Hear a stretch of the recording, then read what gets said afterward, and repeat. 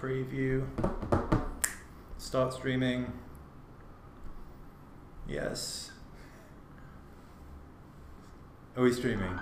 We are live. We're live? There We're we live. Hey guys. Hey. Actually starting remotely on time today after yesterday's gaff on my part. Sorry for anyone who was watching there. Yeah, that was a bit of a problem yesterday, but yeah, we're going to talk through the similar thing to yesterday. We're going to talk about the Z2 Play, but first we're also going to talk about last night's Z2 Force announcement from Motorola.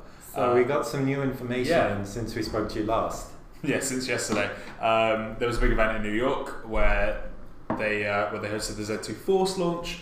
What do you think of what they've announced? So Z2 Force is a true flagship. You've got dual cameras around the back. You've got Snapdragon 835. Mm-hmm. It's got 4 gigabytes of RAM or 6 gigabytes if in Brazil. Weirdly, the announcement was but no UK announcement. Yeah, which is so frustrating. So Gareth, our devices editor, is out there. He had to play with that. I had a chat with him last night, and I was kind of like, oh, the Z2 Play is just so good. Why would you get a Z2 Force? The Z2 Play's value proposition is just slap bang where it needs to be.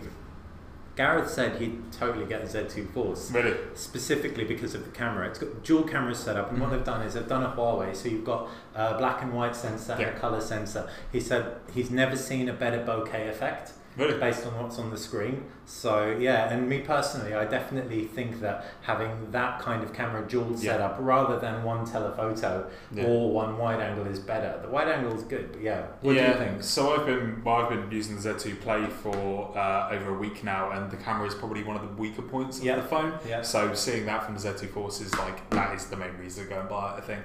The Z2 Play does everything you need it to. Yeah. While if you want those extra kind of features, the Z2 Force is probably the one there. I mean, the big one, no headphone jack is as well. Like, what a big deal about the Z2 Force. So thank you. That was from just give a quick shout out to everyone in the room. Mike England, well, hey, he's got a Moto G4 from Argos for £100. Get in there. Bad battery, don't get it on the Z from Ohad. Ryan Barkley says, hey Ryan. Hirishi, Saeed, and Ohad, and Miguel, who said, if you didn't hear before, send nudes. Nope. Right. So who was saying about the bad battery? Because if they were talking about the Z2 Play, I actually had the complete opposite experience. Battery is one of the things. It's not the Z2 Play. The Z2 Force has a cut battery. I think it's 2,700 milliamps or something like that. Why? But if you get the Moto mod with 3,000 something, you can get a cumulative 6,000 plus milliamps. So I'm actually okay with that. I have a bag with me all the time. So if I'm kind of having a bag, I can put the mod in the bag, and if I need it, if I don't need it, winning. Also, I don't know how your experience has been with Snapdragon 835 devices. I found them more economical than I thought they would be. Definitely. That's kind of the case with every 835 device that I've used so far. So the battery life on this is pretty great, really, considering it is only a 3,000 milliamp battery. So maybe that shows a good sign as well. Definitely. For the Z2 Force. It's only 300 milliamps less. And I've not even found myself have to slam on the Moto mod with the battery in it. So that's quite impressive, really. Yeah, exactly. So I'm just going to tweak something that John McCann sent through. But if you can run through your thoughts of the Z2 Play. Sure. You've been using it. What do you think of it? Starting maybe with the design screen? Yeah, so the design's really nice, to be honest. So you've got a metal back this time instead of the glass back from the Z Play. The camera protrusion is still there, which some people are probably going to be a little bit annoyed about. I'll try and get that on camera there. That won't show up once you put on a Moto mod, like that. There you go, the camera protrusion is gone. But it's not really that attractive with that big camera protrusion when you're just using the phone like this. Apart from that, though, it's still a really, really nice looking phone. I really, really enjoy the design of all of these phones. You've got a fingerprint sensor at the bottom there, and then you've got a 5.5-inch AMOLED display. Sorry if you can hear that noise in the background. 5.5-inch Full HD AMOLED display, and it's great. I've been really impressed with the display so far. It's not phenomenal, but for a £400 phone, I think the phone is £379, so £380, and about $450. It's a good enough screen for that. Amazing. I definitely agree with you. One thing I will say is that when you do put those mods on, they cover up the camera bump really nicely. But the mods John McCann picked up on this, they do kind of look like they're floating a little bit. I kind of like that though, personally. Maybe that's not something everyone really enjoys, but yeah, it does look a little bit strange on that one. That's the That's the back. There's like a back case without any extra functionality. That's what's on there at the moment. And then we've also got the JBL Sound Boost 2 speaker there. And there you go. That? Boom. And they're really secure. They're like magnetic, really strong. You can't shake these off. It's all magnets. Magnets are some kind of witchcraft, aren't they?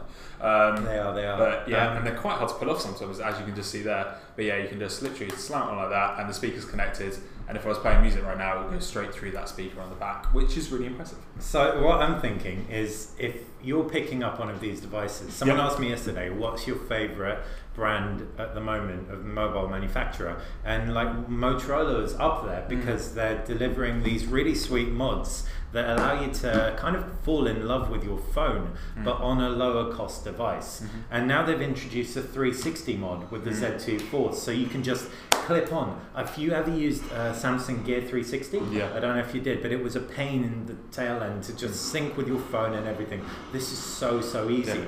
If you can do that, slam it on like that and they're connected. That's something that also works across the Z range, if I'm right. So the Z2 Play, that will also work with that, and there's even more motor mods coming in the pipeline as well, according to Motorola. So. Game controller, everything. So I think Moto mods are really the ones that nail it. Like with regards to making the Z2 Play and the Z2 Force standout propositions. So it's going to come down to how much you value the camera. It's going to come down to how much you value the power under the hood. So you got a Snapdragon 626 processor in here. That's not really something we've seen that much in the West. We haven't really seen many phone releases with that kind of power. And you've got a 3GB version or a 4GB RAM version. I've found performance quite so far with the Z2 Play okay. It's not really struggled anything. There's been some things where it's been a little bit slower than I'd like, but nothing really particularly intensive.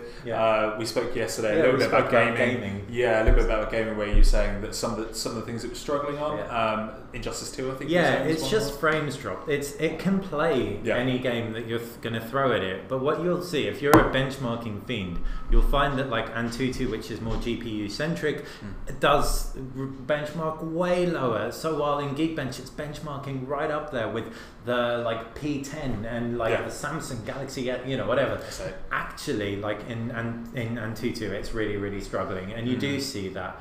But what are you getting your phone for? If it's to primarily be a really handy multimedia device, then this will be perfect. Then, or Z2 Force if you're into the gaming. Yeah. If you're into that gaming. Either we way, would expect, we haven't actually tested it that much yet. But with the 835. So we've tried the combination of 4GB of RAM. We've got an XZ Premium here. 4GB of RAM with Quad HD display. That's the other thing that is going to be a real difference. So if we kind of run through what's similar and what's different, the connection ports, like the headphone jack is on the Z2 Play, it isn't on the Z2 Force. The Z2 Force has a shatter-resistant screen, so that's another point of differentiation. That's a big bonus as well, and that is something that a lot of people are going to really want. If you're going to have a phone for 2 years, even longer, you want something that's not going to break as soon as you drop it, don't you? Absolutely. And there are so many people walking around right now with broken screen phones. If you then every time. If you then sell it to them that you do have an unbreakable screen, that's a really big selling point that no one else is really doing right now. So another big reason to buy with Motorola for that. Big time. Also, I mean, with the Z2 Force, you're going to get the smaller capacity battery, same amount of storage. I thought that was interesting. The fact that this has 64 gigs of storage on the Z2 Play is so good. So we kind of were talking about this. We were like, should you take a Z2 Play argument? I take a Z2 Force argument. I'm actually arguing myself out of it. You seem like you've switched. It's because the Z2 Play and the Z2 Force are really strong propositions, and it's something for everyone because there is a price point difference. There's a major price point difference as well, really. This is a solid mid-ranger. You're talking around the same price as an Honor 9. A little bit cheaper than a OnePlus 5, for example. So I'd actually get that over a OnePlus 5. Would you? I would. It's storage is important to me.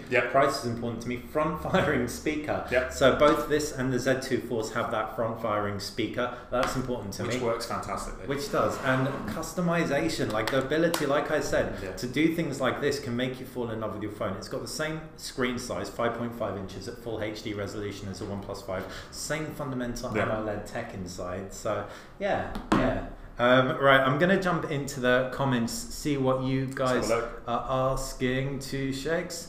While I pull those up, So yeah, drop us any questions in the comments if you want to know anything about either of these phones or how it compares to any other phones in the market right now. We'll try and do our best to let you know.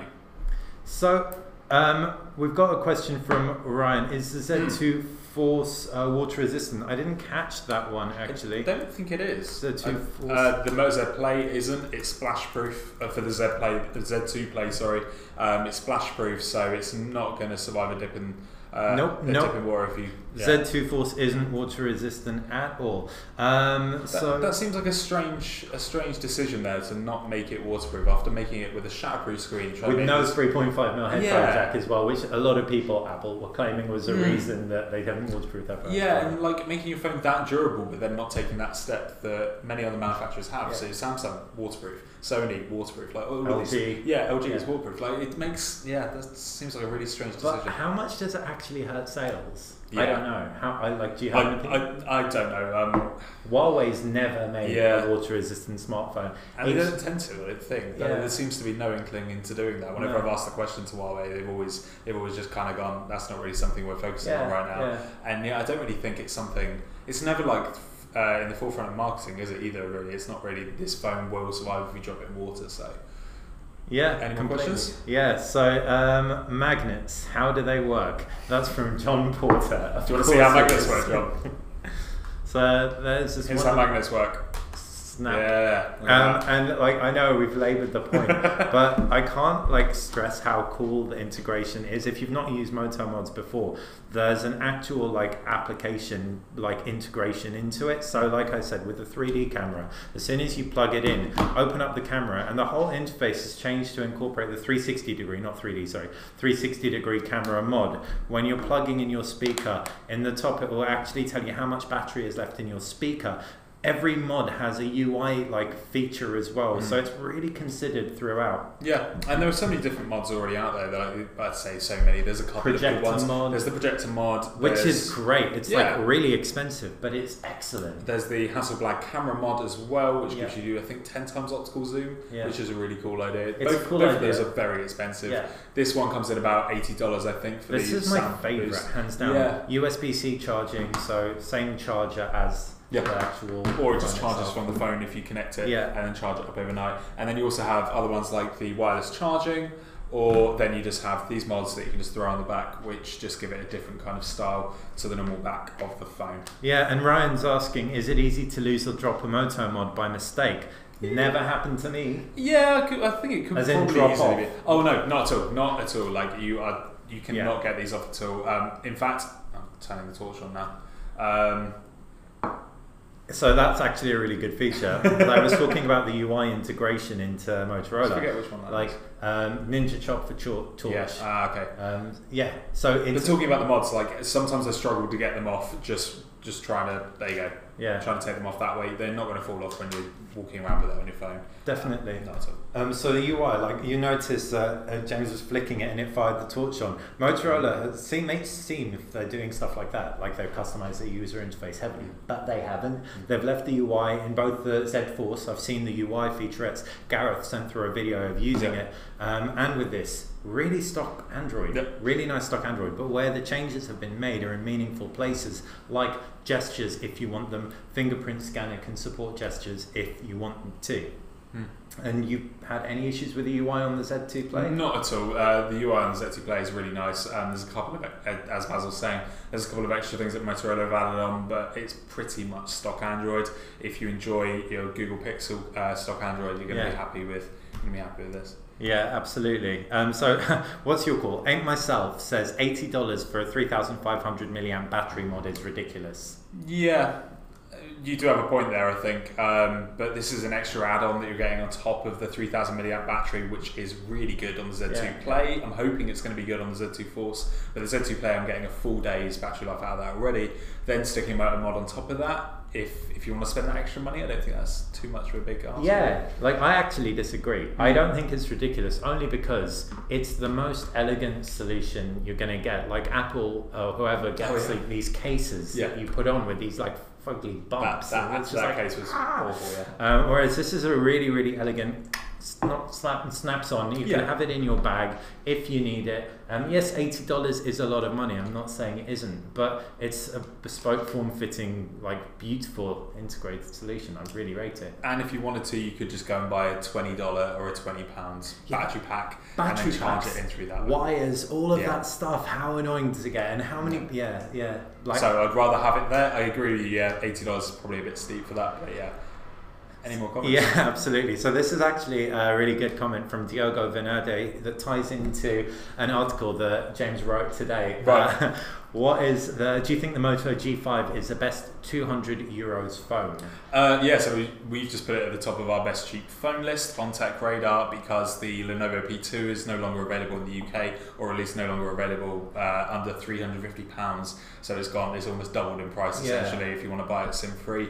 The Moto G5 is now our best cheap phone, and it offers pretty much everything you need. It was only because the Lenovo P2's battery life was that much better that we had the B2 over the G5. Yeah. So the G5 is a really, really great solution, and it's going to be half the price of a Z2 Play, and at then least in the middle, the G5 Plus drops in there, which has a way better camera and more storage options. So I think Lenovo's been really smart by putting Motorola at the forefront, potentially by discontinuing the Lenovo P2. Yeah, there was probably some cannibalization there on market share. Sure, and the comment that we got from one of the UK networks was saying that that the Moto E4 Plus is going to take the place of the Lenovo P2 when that actually comes out. Yeah. So that's going to be another phone with a big battery inside it. Hopefully lasts for 2 days. But we haven't reviewed that phone yet, so we'll have to wait and see for that. There are loads of big battery phones on the horizon. So I know I'm going on a slight tangent, but I know there was a leak that ASUS is releasing a Max phone or something, which is going to be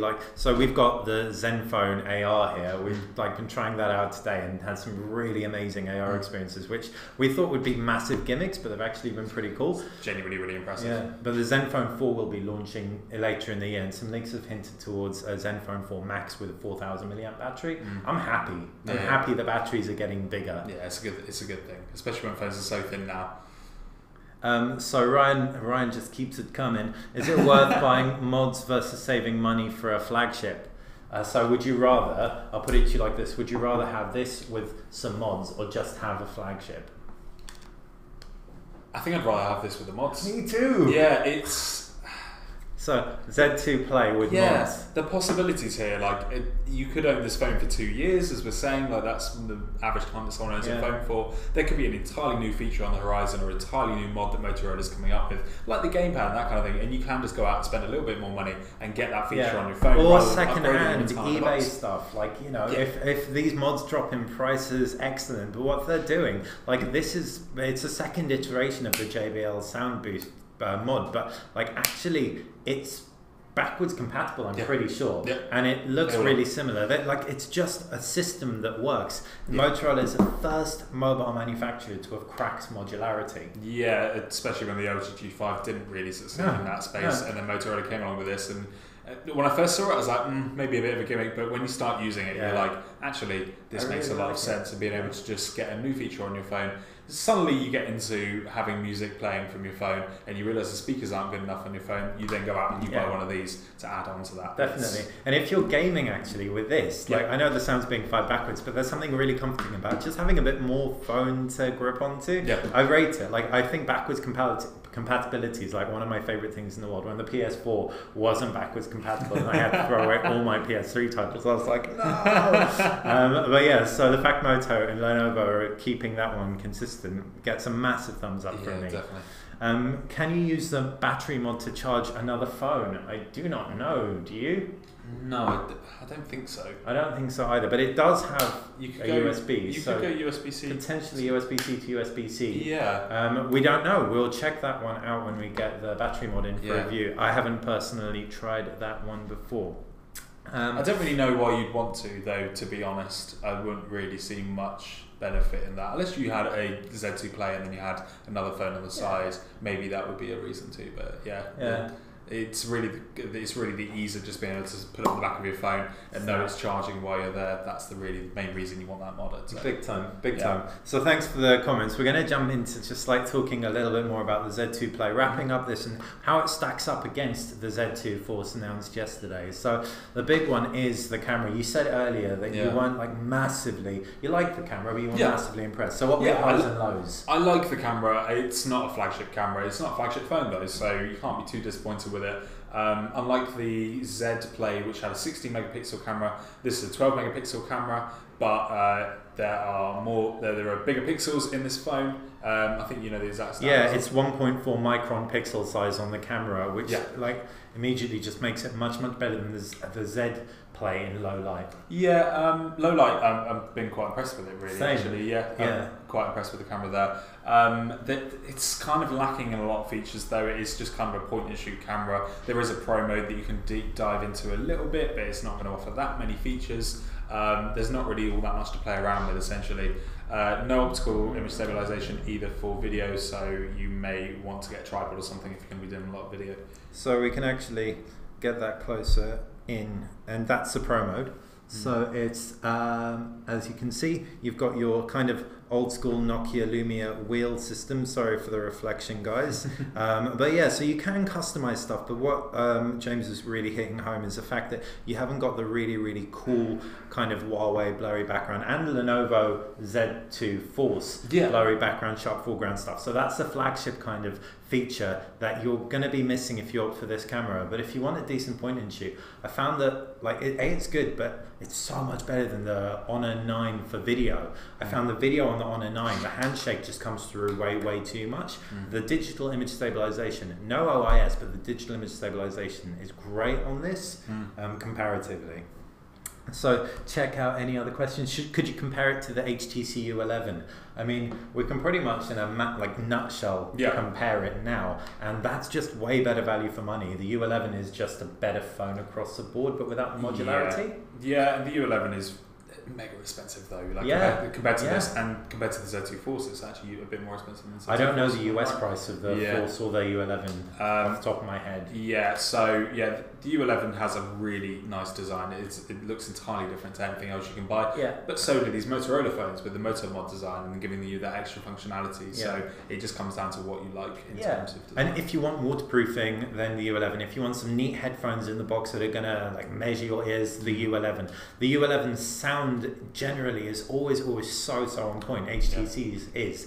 But again, for the price of Z2 Play with a whole load of mods, you could actually get a U11, and like we've said already, we'd both probably opt for one of these with the mods because we're massive geeks, and you think massive geeks will want like power. Actually, we want accessories. We want something new, really, and that is what this feels like. Even though this is a year old with the Z Play stuff, and it still feels cool. It still feels really cool. Whereas like Sense Edge, the like squeezy thing, it never ever won me over. So. No, and it's something that you do get bored. Even if you like it, you're probably going to get bored of it within a few weeks anyway. At least here, you can go out and buy yourself another Moto Mod 3 months after owning the phone. Big time. And have something new to play around with. Definitely. Right, so that is pretty much it for the questions. Cool. So design, thumbs up with that, especially massive thumbs up. It's got a headphone jack.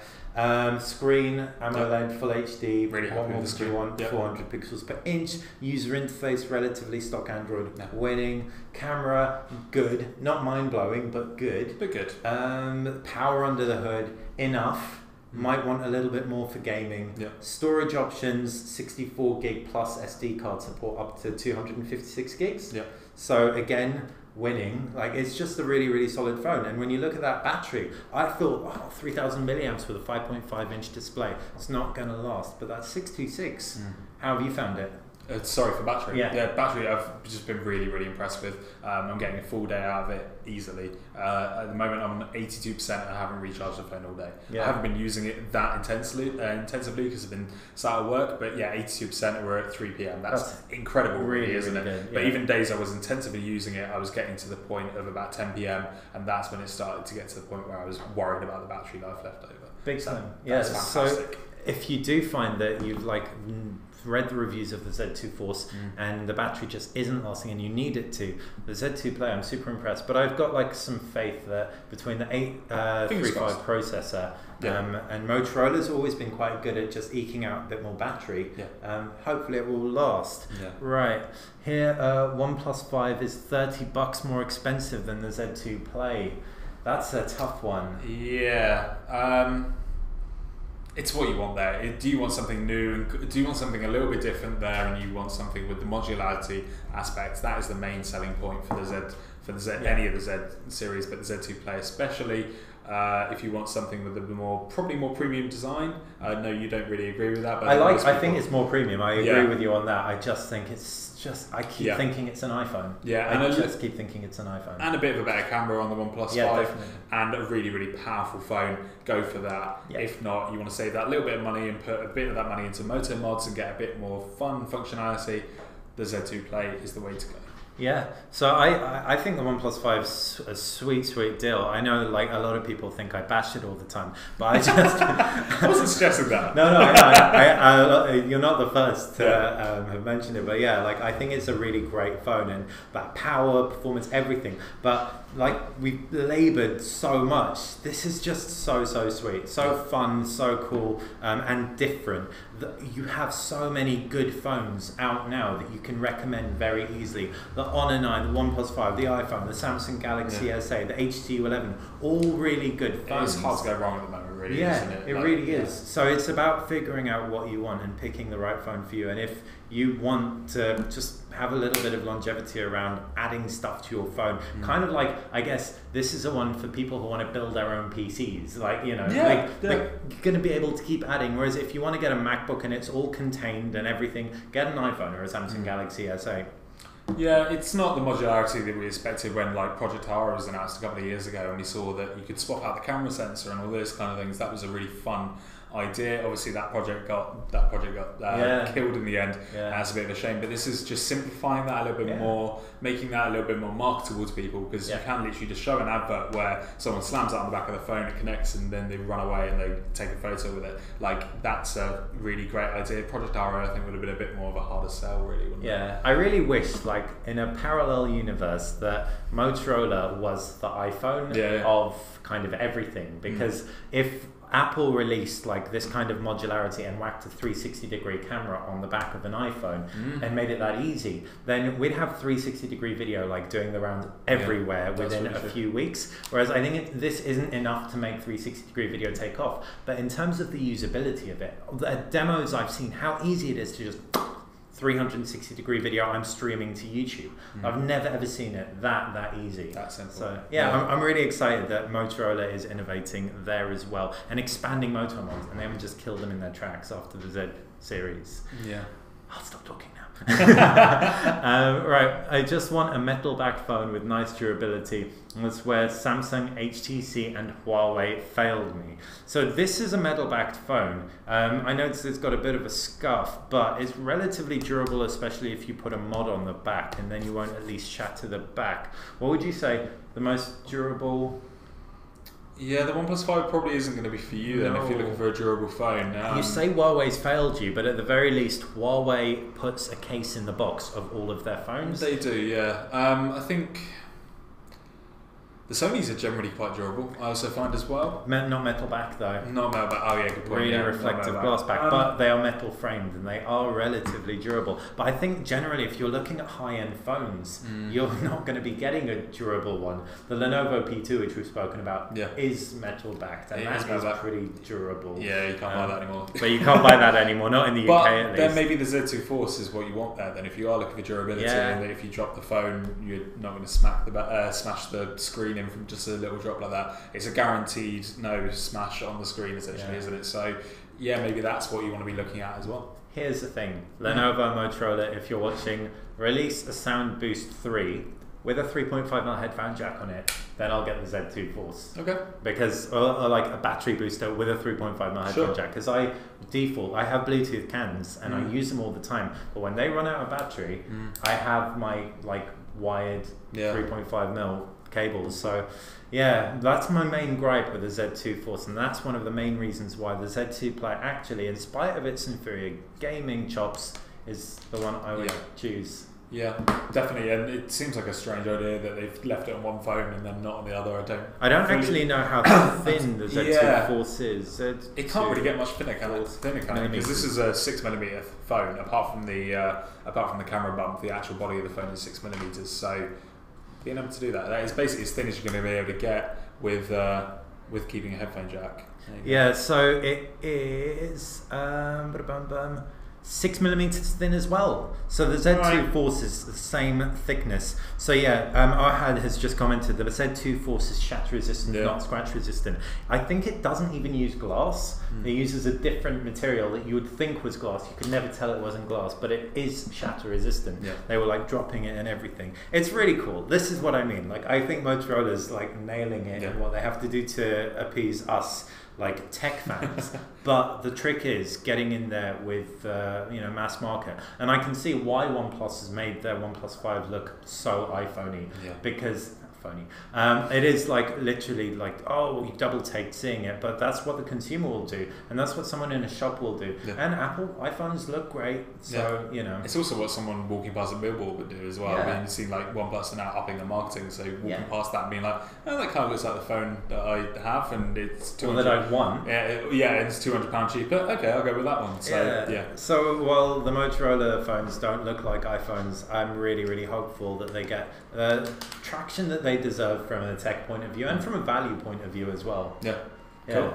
So yeah, this is an awesome phone. James highly recommends it. My review should be up in the next day or so, so if you want to check back on Tech Radar for that, we can put the link somewhere for that later. But the full review should be published within the next day. Hopefully. Sweet. And before we dash off, Zombie SZ has informed us it's like 6 layers of incredibly durable plastic on the Z2 Force. So thank you for that.